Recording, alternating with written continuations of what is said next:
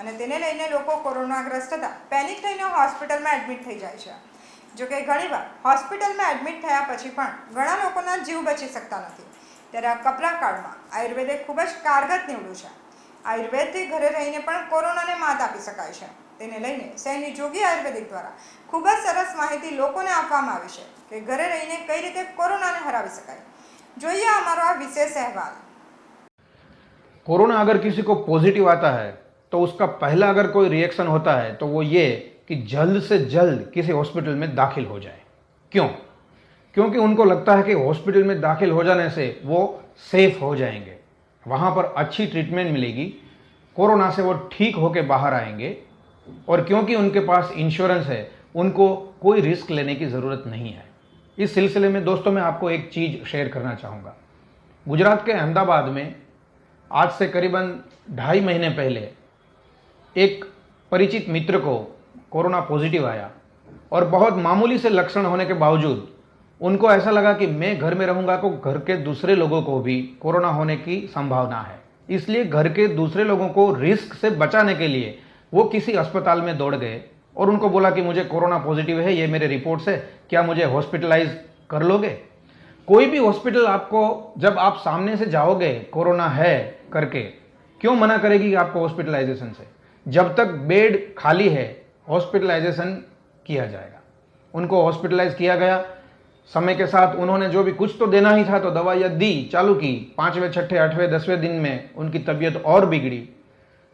39 दिन 39 डेज का हॉस्पिटलाइजेशन रहा, 19 लाख का बिल हुआ और फिर भी वो बच नहीं पाए, मृत्यु हो गई। जब वो गए थे हॉस्पिटल में दाखिल होने फिट एंड फाइन थे, बिल्कुल हट्टे कट्टे थे, कोई ज़्यादा प्रॉब्लम नहीं थे, मामूली से कोरोना के लक्षण थे। घर पे रहते तो करीबन 8-10 दिन में अपने आप आयुष के जो कुछ काढ़ा वगैरह है या फिर कोई मामूली सी दवाइयों से वो ठीक हो सकते थे, होम क्वारंटाइन रह के भी। तो यही केस देश में हजारों जगह पर हो रहा है। लोग डर में आके जो भी हॉस्पिटल मिला उसमें घुस जाते हैं और हॉस्पिटल के इंटेंशन अभी पहले जैसे नहीं रहे हैं। अगर बेड खाली है तो आपको दाखिला जरूर मिलेगा, आपको एडमिशन जरूर मिल जाएगा।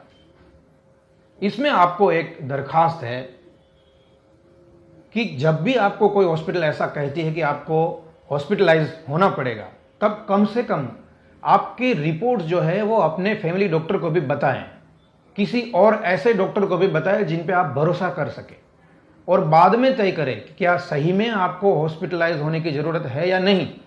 अगर होम क्वारंटाइन से काम चलता है तो हॉस्पिटल में मत जाइए, क्योंकि वहां जाने के बाद 2, 4, 5 या 6 दिन का बिल इतना आएगा कि जो आपने कभी सोचा नहीं होगा। लाखों में ये बिल आते हैं। जो लोग हॉस्पिटल से बाहर आए हैं उनको मिलिए, उनका क्या अनुभव रहा है, हॉस्पिटल के लोग उनके साथ कैसा सलूक करते हैं, क्या ट्रीटमेंट मिली अगर वो जिंदा बाहर आए हैं। तो आपसे अनुरोध इतना ही है कि कभी भी हॉस्पिटलाइज होने का डिसीजन लेना पड़े तो आप ऐसे डॉक्टर को साथ में रखिए जिनके ऊपर आपको भरोसा हो और बाद में ही ये निर्णय लें।